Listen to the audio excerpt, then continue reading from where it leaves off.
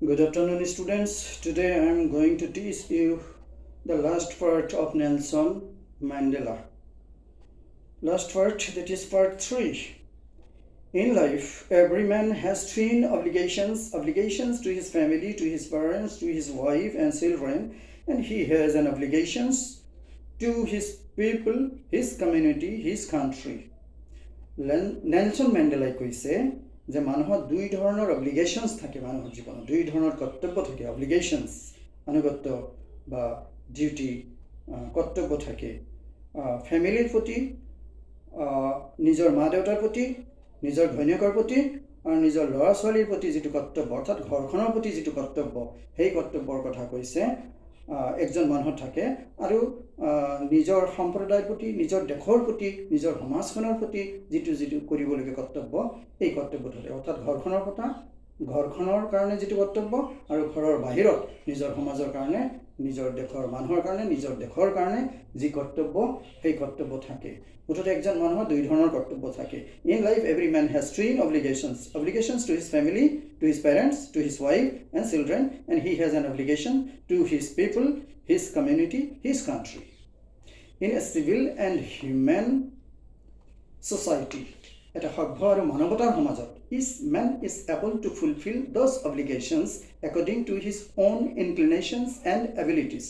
মানুহৰ নিজৰ ইচ্ছা inclinations বা প্ৰৱণতা নিজৰ ইচ্ছা and abilities নিজৰ ইচ্ছা আৰু ক্ষমতা অনুসৰি প্ৰত্যেক সভ্য আৰু মানৱীয় সমাজত প্ৰত্যেক মানুহেই এই দুই ধৰণৰ কৰ্তব্য পালন কৰে কিন্তু নেলসন ম্যান্ডেলা কি কৈছে but in a country like South Africa it was almost impossible for a man of my birth and color to fulfill both of those obligations কিন্তু নেলসন ম্যান্ডেলাই বা দুখত কৈছে যে তেওঁৰ নিচিনা তেওঁ যি কুলত জন্মগ্ৰহণ কৰিছে নিগ্ৰ কুলত তেওঁ জন্মগ্ৰহণ কৰিছে এনেকুৱা এটা নিগ্ৰ কুলত জন্মগ্ৰহণ কৰি আৰু সাউথ আফ্ৰিকাৰ নিচিনা দেশত এই কৰ্তব্যবোৰ পালন কৰা তেওঁৰ কাৰণে আছিল অসম্ভৱ তেওঁ কি কৈছে it was almost impossible প্ৰায় অসম্ভৱ for a man of my birth and color মোৰ যি ৰং লৈ মই জন্মগ্ৰহণ কৰিছোঁ অৰ্থাৎ নিগ্ৰ কলা ৰঙৰ মানুহ যি কুলত তেওঁ জন্মগ্ৰহণ কৰিছে এনেকুৱা কুলত জন্মগ্ৰহণ কৰি সাউথ আফ্ৰিকাৰ নিচিনা দেশত তেওঁৰ এই কৰ্তব্য পালন কৰাটো কি হৈছিল অলমোষ্ট ইম্পসিবল বুলি কৈছে অসম্ভৱ প্ৰায় অসম্ভৱ বুলি কৈছে in South Africa a man of colour who attempted to live as a human being was punished and isolated south আফ্ৰিকাৰ নিচিনা দেশত কোনো মানুহে যদি সকলো অধিকাৰ লৈ বিশেষকৈ নিগ্ৰসকলে যদি সকলো অধিকাৰ লৈ তেওঁ জীৱন যাপন কৰাৰ কাৰণে চেষ্টা কৰে attempted জীৱন যাপন কৰাৰ কাৰণে যদি চেষ্টা কৰে তেতিয়াহলে তেওঁ কি কৰা হৈছিল পানিশড তেওঁ কি কৰা হৈছিল শাস্তি দিয়া হৈছিল আৰু আইসোলেটেড আৰু তেওঁক পৃথক কৰা হৈছিল কৰবাৰ পৃথক কৰা হৈছিল ঘৰৰ পৰা সমাজৰ পৰা পৃথক কৰি তেওঁক জেলত ভৰাই থোৱা হৈছিল যদি কোনো মানুহে যদি তেওঁৰ অধিকাৰ লৈ মানুহ হিচাপত যদি জীয়াই থাকিব বিচাৰিছিল তেতিয়াহলে তেওঁক তেওঁৰ ঘৰৰ পৰা সমাজৰ পৰা পৃথক কৰি তেওঁক জেলত ভৰাই থোৱা হৈছিল শাস্তি দিয়া হৈছিল punished and isolated. In South Africa, a man who tried to fulfill his duty to his people was inevitably ripped from his family. South Africa নিচিনা দেশত কোনো মানুহে যদি তেওঁৰ কৰ্তব্য পালন কৰিবলৈ চেষ্টা কৰিছিল তেতিয়াহলে তেওঁক নিশ্চিতভাৱে কি কৰা হৈছিল ripped পৃথক কৰা হৈছিল separated from his family and his home. তেওঁৰ ফ্যামিলিৰ পৰা তেওঁৰ ঘৰৰ পৰা তেওঁক পৃথক কৰা হৈছিল and was forced to live a life apart আৰু অকলশৰীয়া জীৱন যাপন কৰাবলৈ বাধ্য কৰা হৈছিল অকলশৰীয়া জীৱন যাপন মানে জেলৰ জীৱন যাপন কৰাবলৈ তেওঁক বাধ্য কৰা হৈছিল অৰ্থাৎ তেওঁক জেলত ভৰাই থোৱা হৈছিল a twilight existence of secrecy and rebellion কেনেকুৱা জেল টুইলাইট শব্দটো ব্যৱহাৰ কৰিছে টুইলাইট বেলি উঠাৰ আগৰ যিটো অলপ এন্ধাৰ সময় ৰাতি শেষ হোৱাৰ পিছত আৰু বেলি উঠাৰ আগৰ সময় নাইবা দিনটো শেষ হোৱাৰ পিছৰ আৰু ৰাতিৰ এন্ধাৰটো অহাৰ আগে যিটো সন্ধিয়া যিটো মুখ আন্ধাৰ বুলি কোৱা হয় আৰু ৰাতিপুৱাৰ যিটো সময় যিটো দোকমকালি বুলি কোৱা হয় এনেকুৱা অন্ধকাৰ মানে মানুহৰ মুখখনে ভালকৈ যেতিয়া দেখা পোৱা নাযায় এনেকুৱা অন্ধকাৰ কোঠাত অৰ্থাৎ জেইলত ভৰাই থোৱা হৈছিল। দিন আৰু ৰাতি গম পোৱা নগৈছিল যে এতিয়া দিনে হৈ আছে নে ৰাতিয়ে হৈ আছে। এনেকুৱা এটা অন্ধকাৰ কোঠাত পেলাই থোৱা হৈছিল, ৰখা হৈছিল। তাকে কৈছে twilight existence of secrecy and rebellion. I did not in the beginning choose to place my people above my family. তেওঁ কৈছে যে মই প্ৰথমতে মোৰ দেশৰ মানুহক মোৰ ফেমিলিৰ মানুহবোৰতকৈ অধিক গুৰুত্ব মই দিয়া নাছিলোঁ।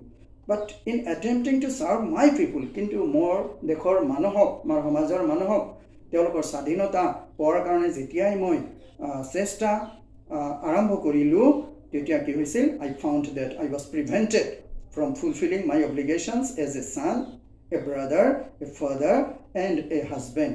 যেতিয়াই মই দেশৰ মানুহক সেৱা কৰা আৰম্ভ কৰিলোঁ, তেতিয়াই মোৰ ফেমিলিত, মোৰ মা দেউতা, মোৰ চান হিচাপত, মই যে সেই ঘৰৰ একজন ল'ৰা, মই যে এই ঘৰৰ একজন সন্তান, ভাতৃ হিচাপত, নাইবা মই যে সেইটো ঘৰত মই মোৰ সন্তানৰ পিতৃ আৰু মোৰ ঘৈণীয়েকৰ হাজবেণ্ড, অৰ্থাৎ মই হাজবেণ্ড হিচাপত, নাইবা পিতৃ হিচাপত, নাইবা ভাতৃ হিচাপত, নাইবা মই সেই ঘৰৰ ল'ৰা হিচাপত মোৰ যিখিনি কৰিবলগীয়া কৰ্তব্য আছিল, মোক সেই কৰ্তব্য কৰিবলৈ দিয়া হোৱা নাছিল, বাধা প্ৰদান কৰা হৈছিল। প্ৰিভেণ্টেড, বাধা আৰোপ কৰা হৈছিল। তাৰ মানে মোক ঘৰৰ পৰা পৃথক কৰা হৈছিল আৰু মোক জেলত ভৰাই থোৱা হৈছিল। গতিকে আমি এটা কথা গম পালোঁ যে চাউথ আফ্ৰিকাত নিজৰ অধিকাৰ লৈ জীয়াই থকাৰ কাৰণে যিয়েই চেষ্টা কৰিছিল, যিয়েই নিজৰ দেশৰ মানুহৰ স্বাধীনতাৰ কাৰণে চেষ্টা কৰিছিল, তেতিয়াই তেওঁলোকক কি কৰা হৈছিল? ঘৰৰ পৰা নাইবা সমাজৰ পৰা পৃথক কৰি জেলত ভৰাই থোৱা হৈছিল। নেক্সট পেৰাগ্ৰাফ চোৱা। I was not born with a hunger to be free. মই স্বাধীন হ'বলৈ ভোকাতুৰ মনলৈ জন্মগ্ৰহণ কৰা নাছিলোঁ।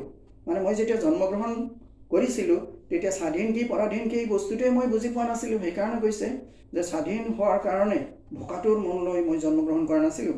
I was born free. মই ভাবিছিলোঁ মই স্বাধীন হৈয়ে জন্মগ্ৰহণ কৰিছোঁ। Free in every way that I could know. মই যিখিনি ক্ষেত্ৰত মই জানিছিলোঁ, মই ভাবিছিলোঁ মই স্বাধীন। Free to run in the fields near my mother's heart. Free to swim in the clear stream that ran through my village. মোৰ গাঁৱৰ মাজেদি বৈ যোৱা যিটো নদী আছে, সেই নদীত মই মুক্তভাৱে সাঁতুৰিছিলোঁ। আৰু মোৰ মাৰ ঘৰৰ ওচৰত যিটো পথাৰ আছিল, পথাৰত মই মুক্তভাৱে দৌৰি ফুৰিছিলোঁ। আৰু কি? Free to roast maize under the stars and ride the broad backs of slow-moving bulls.